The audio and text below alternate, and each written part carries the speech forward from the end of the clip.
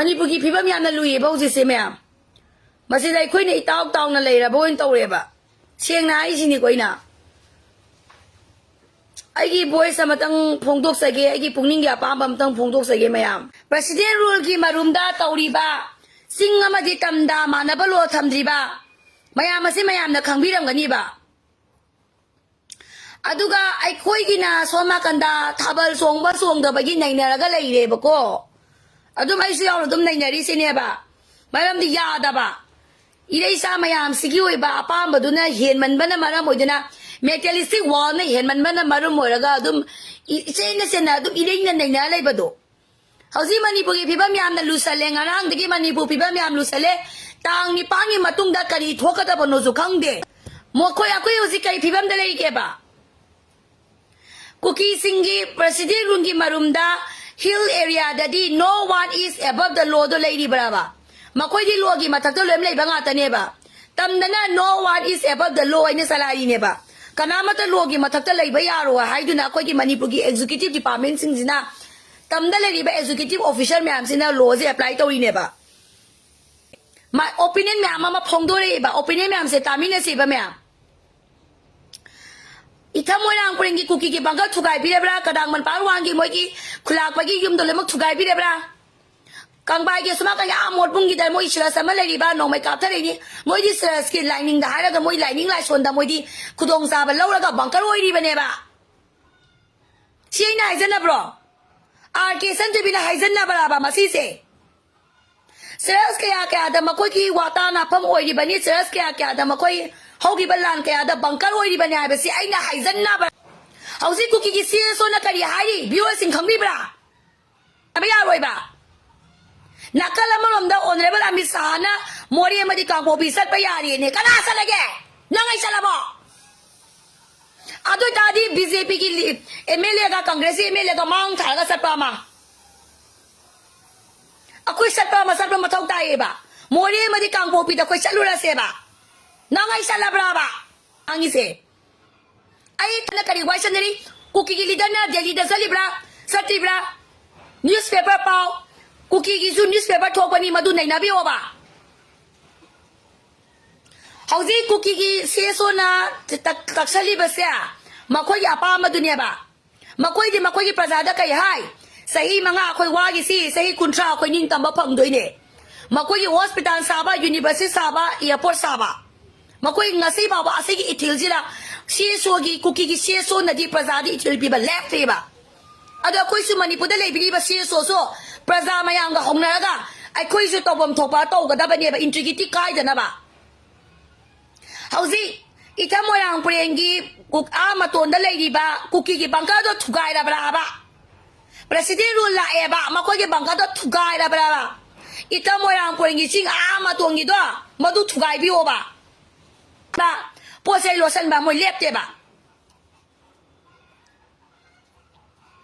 adoy tadi ako si pibam yam ludra ba makoy kuki gi hai kire ba makoy ya pamba do makoy ya pamo do tala ni na nung may sing na changa ga sumoy hongaroy makoy tawrani hai ba ay koy gi sida governor ay wage ba sentence force na no may kapna no hai sia 2023 degi hai re ine ba kuki do in bra ba Center na hari po se kuki ne in baraba. Central force na no may kakanu na hari ne ba kapa ine ba. Kay tongam ge ba mo. Governor da president da memorandum thara kay kana ge. Memorandum se kaya am kui ge ba ko na tha da na lai be se. Ha. Memorandum ki di sung kumang saw sale ba mi gidi. Sana sabi tamna po sana sabi da kuki ki pazana akoy na tan thokra ba mafam kaya da uji moy khunda sa ba henzale akoy ni di khunda ru bra ba ai koy gi mai tabi ke ba mafam na koy sangu bra ba but kuki di sange ba kuki di sang ma hore ba akoy di sangu bra ba ti gari pu tho akoy Morehe sangu ra se KANGPOKPI de phao ga salura se ba makoy gi CSO ni ikilama piri ba Akoy sira su si wa su kangmi na si sing narang mongsong da le su koy leksi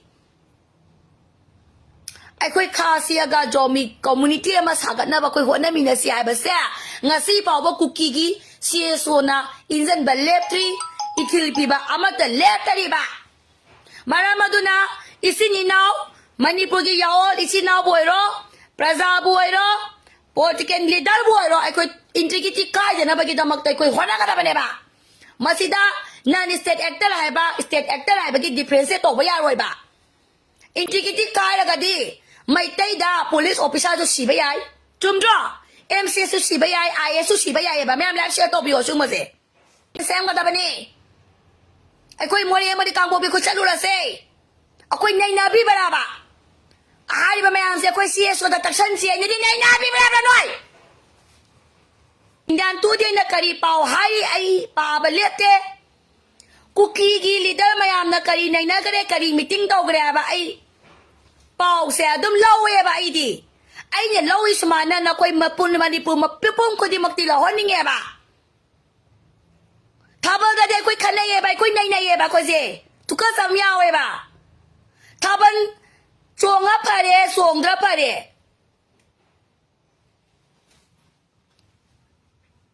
ตัวปัตโตโบอดูดูนั่นนักละมั่วมาทำกระเสียบ่ housing money พวกนี้สุเสียสัญญาณรู้เลยบ่June 19 cầm đông là thua kia kì, ai khơi cái kẹp khăng ăn đây bây giờ tụi mình agreement tàu này là mình nát thôi, ai khơi khăng ăn đây bây giờ chỉ cookie cái center cái tàu mà cái này khơi cái sao đấy đâu, ang bộ bị sang hoa hay bác sĩ, ai khơi sang xí ra, sang hoa xí ra hay bao đâu, mình ang cái public meeting tàu cái đó bên này, à sinh na ba hoa na ba khơi xí cái tăng ai đấy ba, ina cái đó khuôn mà nằm pa làm đấy lại tam ba mà sao mà su sinh, sum đuôi đại bom thuộc bên này. Ngarang na ang kini ki pagi mining kayo civil society organization na sige ta magta kaya ida lupo lady kada ida sauk thari kamay na sauk na ba hona sige ay niya lain bala ba kita magta thonglok pan na tro Manipur civil society organization sa adu ay batara ka di ngasi ay kuyi saba phai ba tumba sikhak ta ki punsi mahing da hingi ba si hinga sira natraga Praja miyanga punna kari thabak toba yabra yadabrai du nainaba matam ne ami sala kangpokpi sat lo hare nang ai chapra ba konse khulai se thadu e sarenda to re la lo re na khanbi bra ba khulai pai jaga suko aramai tengong angang singi marak ta ne duty round sat li hai ba a hing tum na rotation round chasari hai ba Arambai Tengol Marakta Show Bilas Volunteer Force ki BBF ki Marakta Show Isininaw ki Marakta Show Ngam kain gi duty round di chatli hai ba tum dana to kare la lo ne kamera ba ni dai propok sai thamoi se loi je khan la ba ki da ma adom tholak ba ma thok tai ba adom do yum ni tholak ka sat ba ma thok tai ba yeng ma thok tai ba Itang mo yang puri kuki kipang kasaw na lady haba nakra ba mo sindagi katara ko adu ba ko chang mangam driya ba madu da mo sentence force ngakpi ba na sunga ngakte adu ki mapam da sentence force ju sulai leke ai na na athuba matam da sakani adu ga video thador kani adu aji president rule lai bani na adu ga madu thador ko du sunya ai ngon du sunya kitang khok tak sa ba ne thagat ta ba ne ba khanga ba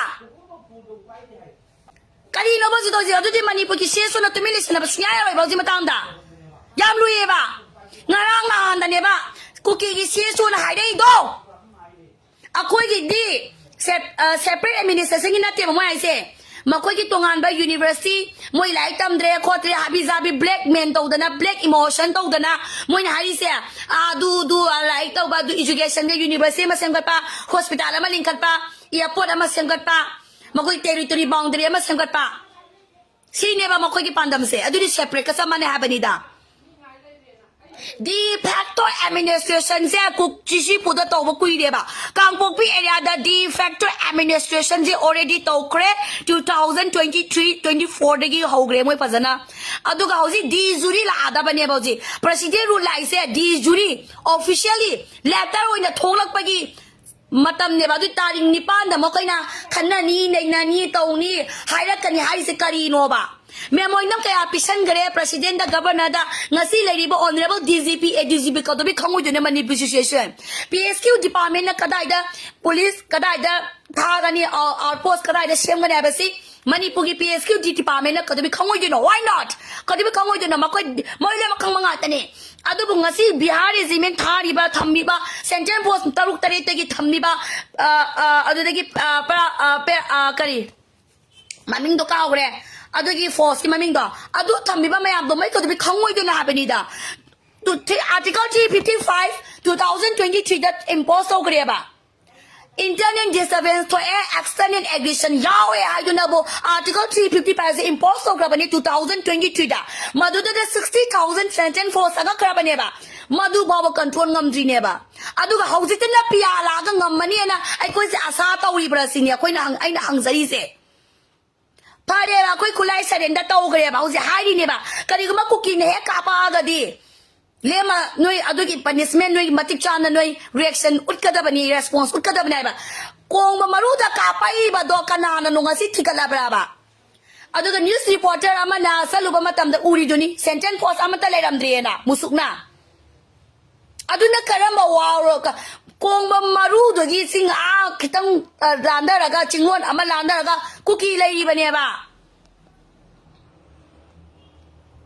Madu Kenya B Kenya B da kaure tu bi kare to biyo adu ki kem duni balai do adu thukai ra braba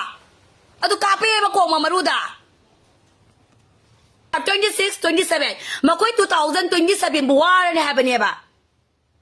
sahi mangai matung na kai hoi do no khangre ba do na tak padi ngasi ba wa kukina hairak pa wa se to ai ko di to ni ko se makoi di na Adung tawra ga la eba makogi manglang se mag hakim na leader hoy ga 2018 da dai de ira mabane ba moina ise 2023 24 25 27 da ne ba ai ngon da ne recent dp pabung biren ka biswazi ka kemsan ka satabata ka radesam ne ka biswazi ne ka kemsan ne ka satabata ne pabung biren ne makoi manga na luchinga ga ai khoi mayam na tung ilaga more sase kuba kuzalo adu satla kan dada akoi taban sinze ya bro ana akoi se more salo haidi ba KANGPOKPI salo haidi ba satse ba kwai ai satninge ba pabung biren ka satabata ka kemsan ka radesam ka bisoji aduga matung tabada mu second road da lega desina ka susindro moyangi kaka santi kaka govindas adudi ka syam kumar androgi kaka emele dunia